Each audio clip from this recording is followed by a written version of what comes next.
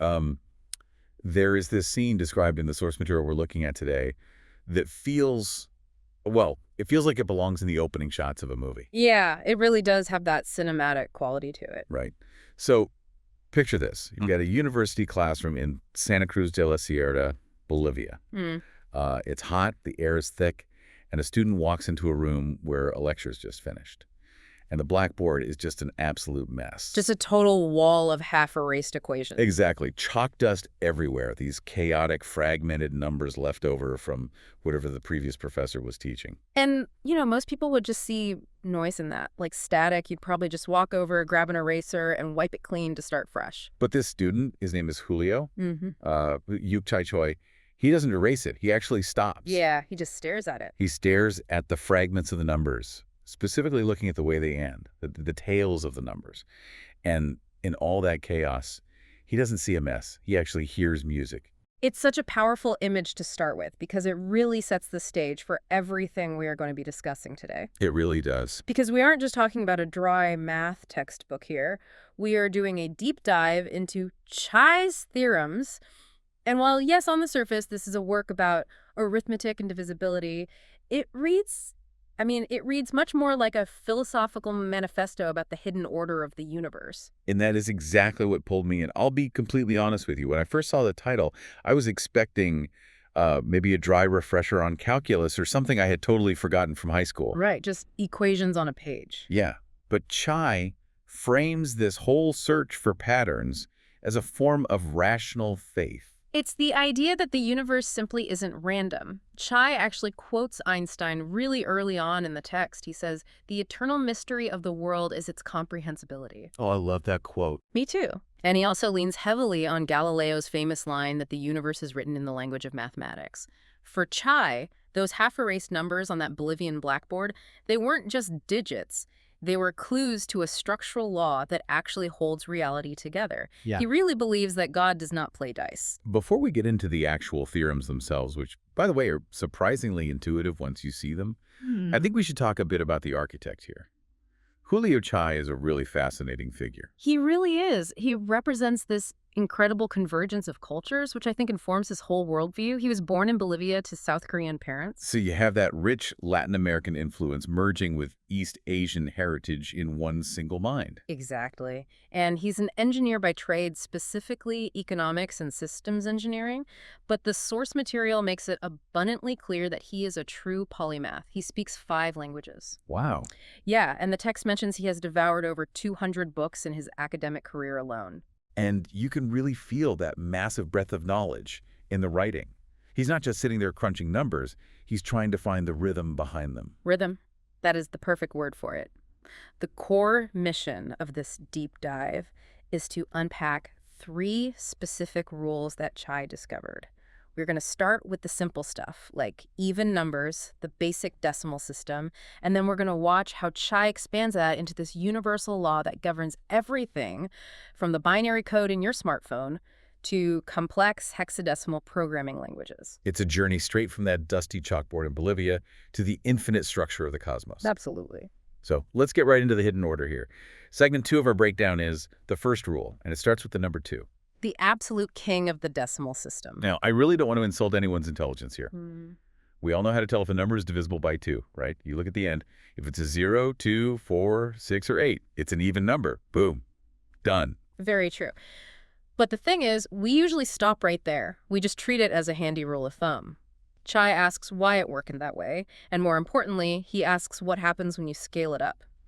He started looking closely at the powers of 2. Okay, let's trace the logic on this. 2 to the power of 1 is 2. And the exponent there is 1. Chai says that exponent isn't just a math symbol. You have to think of it as a scope. A scope. Yeah, it tells you exactly how many digits you need to look at. So exponent 1, you just look at the last 1 digit. Okay. Then we have 2 to the power of 2, which is 4. The exponent is 2. So the scope widens. Now you need to check the last 2 digits. And 2 to the power of 3 is 8. Exponent is 3. Meaning you check the last 3 digits. See, this is where the philosophy really starts to creep in for me. Because if you think about what that actually means in practice, it implies that the entire history of the number is completely irrelevant. That is such a brilliant way to put it, the history of the number. I mean, think about it. You could have a number that is literally a billion digits long. It could stretch from where you're sitting all the way to the moon. But if I want to know if it fits into a box of 8, I don't care at all about the first billion digits. I don't care about the past. I only care about the last 3 inches of the tail. Yes. The number carries its nature inscribed in its tail. That's how Chai writes about it. The past, or the massive magnitude of the number, simply doesn't dictate its divisibility. Only the ending does. It's a fundamental structural law of the decimal system. Let's ground this with the concrete examples from the text because honestly, it feels a bit like a magic trick until you actually see it work. Let's do it. Chai starts with a pretty simple one. 756. All right. So we want to check divisibility by 2, which is 2 to the first power. The scope is 1. We just look at the last digit, which is 6. Is 6 divisible by 2? Yes, so 756 is. That's the elementary school stuff. Now let's ramp it up a bit. The text gives us 135,716, and we want to know if that whole thing is divisible by 4. Okay, so 4 is 2 squared. The exponent tells us our scope is 2. So we completely ignore the 135,700 part. Throw it away. Just look at the tail. The last 2 digits. 16. And 16 is obviously divisible by 4. Exactly. So the whole number is. You didn't need to do any agonizing long division on the entire massive string of numbers. Okay, let's go for the monster example. The text lists this one. 564,981,064. And we are checking for 8. All right, 8 is 2 cubed. 2 to the power of 3. So our scope is 3. We just look at the tail. 0, 6, 4. Which is, practically speaking, just 64. And 8 times 8 is 64. So the entire massive number divides perfectly by 8. It almost feels like cheating. It does feel like cheating. But that's only because we are so used to using brute force in math, we are taught to crunch the whole number. Chai is just showing us the underlying architecture. He actually calls the exponent a recognition length. Recognition length. Yeah, it's like a code that tells the number, I know you, you belong to this family. So that is the king. But in the decimal system, our base 10 world, if 2 is the king, there has to be a queen. 5. Because 2 times 5 equals 10. They are the prime parents of our entire counting system. So, assuming the universe loves a good symmetry, Chai's second rule must be a mirror image of the first, right? It is a perfect mirror. Yep. Chai formulated this second rule around 2006, and it completely confirms this idea of a decimal balance. Let's run the simulation in my head then. 5 to the power 1 is 5, scope is 1. I check the last digit. If it's a 0 or a 5, it works. That's your standard everyday rule. Then 5 squared is 25, scope is 2. I check the last 2 digits. Spot on. And 5 cubed is 125, scope is 3. You check the last 3 digits. Let's stress test this with the examples from the book. We have 848,275, and we want to know if it divides by 25. So you just look at the tail. The last 2 digits are 75. Just think of quarters. Does 75 cents fit cleanly into quarters? Yes. 3 of them. So that whole massive number is divisible by 25. Now, there is a really huge number in the text that I want to tackle next. 1,654,312,500. A monster. Over 1.6 billion. And we want to check it against, let's go big here, 3,125. Oh, you're jumping straight to the 5th power. Okay. 5 to the power of 5 is 3,125. So the scope is 5. Which means we need the last 5 digits of that billion-dollar number. 12,500. Now, doing that specific math in my head is still a little tricky, but 12,500 divided by 3,125. It's exactly 4. It fits perfectly. So yes, that entire 1.6 billion number is cleanly divisible by 3,125. But the text also gives us a clear warning here. It shows us a counterexample where that bond is broken. Right. The number 2,546,051,165. If we try to fit that into the same 3,125 box, we grab the last 5 digits again, which are 51,165. And that does not divide cleanly. No, it doesn't. You get a messy, fragmented decimal. The tail doesn't fit the structure, so the whole number is rejected. It's really interesting that Chai describes this dynamic as a frontier. He calls it the five frontier. It really reinforces that our entire human experience of counting is just a playground built exclusively by 2 and 5. It is. But this is where the story shifts gears completely. Most mathematicians, or at least most casual observers, would just stop right there. They'd say, okay, we solved the decimal system. We understand base 10. Good job, everyone. Let's go home. But Chai didn't want to stop at the human system. No, he didn't. This brings us to the part of our outline labeled the rebellion. Yes. So around 2021, Chai makes a major leap. He steps back and asks, does this rule work for every universe? And by universe, you mean different numerical bases. Exactly. We count in base 10 because we happen to have 10 fingers, but computers, they live in a universe of base 2, binary, or sometimes base 16, which is hexadecimal. Chai wanted to know if this tail rule, this whole idea of checking the end to know the whole applied everywhere. So he generalized it. He stopped talking about just 2 or 5 and started talking about base B. This is his universal third rule. It basically states if you were in base B and you want to check divisibility by a power of that base, let's call it B to the power of K, you just look at the last K digits. Okay, that sounds a bit like a textbook definition. I'm going to need an analogy here. Help me visualize base B. Sure. Think of it like packaging at a massive warehouse. In our normal world, the decimal warehouse, we pack everything into boxes of 10, and then we stack those boxes onto pallets of 100, which is 10 squared, and then into shipping containers of 1,000, which is 10 cubed. Right, I'm tracking. Chai's rule essentially says, if the last few loose items fit perfectly into the pallet pattern, the entire warehouse shipment fits. Okay, I'm with you. Now imagine a totally different warehouse across the street. The computer warehouse, they don't use boxes of 10, they use boxes of 16. That's the hexadecimal system. Okay, so their boxes are just bigger. Bigger boxes. And they stack them on pallets of 256, because 16 squared is 256.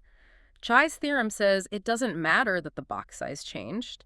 The fundamental logic of the tail is completely identical. So if I'm standing in this hexadecimal warehouse base 16, and I want to check if a massive shipment fits onto a pallet of 256. You look at your exponent. The exponent for 16 squared is 2. So you usually look at the last two packages, the last two hex digits. If those two fit, the whole shipment fits. Wow. Let's look at the specific hexadecimal example from the text. Yeah, so if you are checking divisibility by 16 squared 256, you look at the last two hex digits. The text explains that if those last two digits form a multiple of 40 in hex, which is actually 64 in our decimal system, the rule applies. That is surprisingly profound, because it means divisibility isn't just a human invention. It's not just something we made up to count our sheep or trade grain centuries ago. It is an inherent property of the numbers themselves. Chai calls it liberating divisibility. He touches on the mathematical term modular congruence, which sounds incredibly complex, but it basically just means the remainder behavior is constant. It doesn't matter if you are an alien species counting with 8 fingers octal or a supercomputer processing raw binary code, the music of the tail plays the exact same tune. You know, we keep coming back to that word, music. And I think this is the perfect time to pivot to the final segment of our dive, because the source material here, it really changes tone. It does. The equations kind of settle down into the background and the poetry really comes out. Chai stops writing like a strict systems engineer and starts writing almost like a mystic.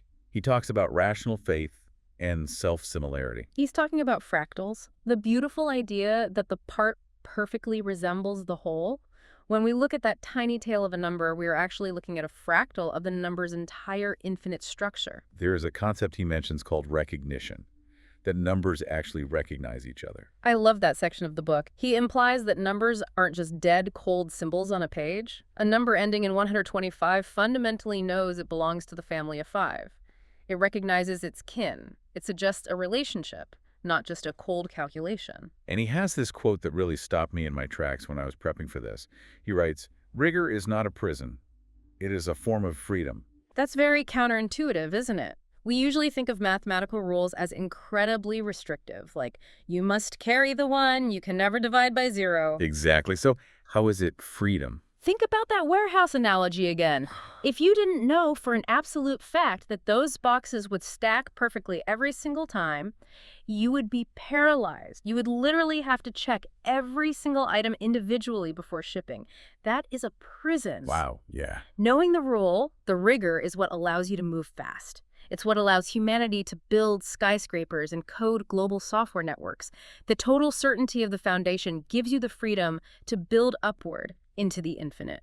Speaking of the infinite, Chai actually describes the number as a metaphor for eternity. And that goes right back to the exponent. You can make that exponent in anything you want. 2 to the power of 100, 2 to the power of 1,000,000.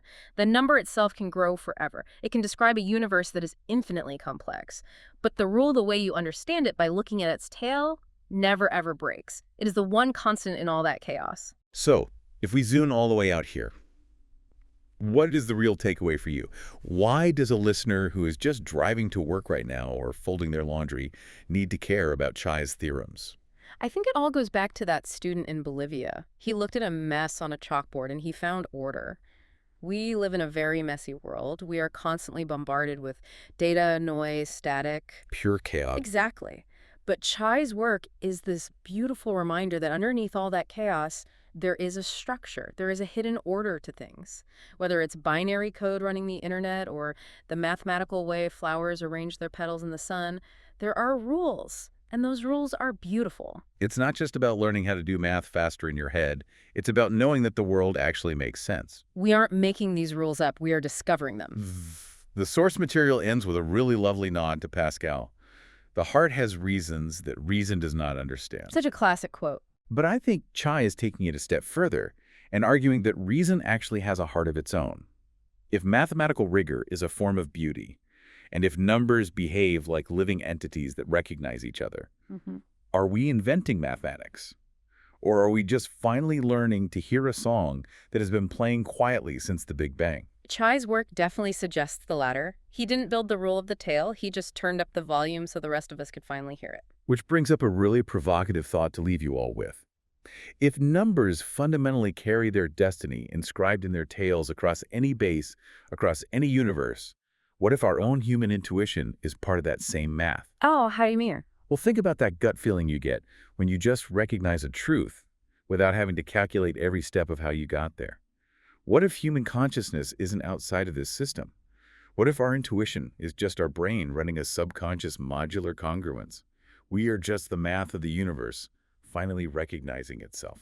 That is a fascinating thought to end on. We are the tail recognizing the whole. That's it for this deep dive into the hidden order of numbers. Thanks for listening to the music with us. It was a pleasure. See you next time.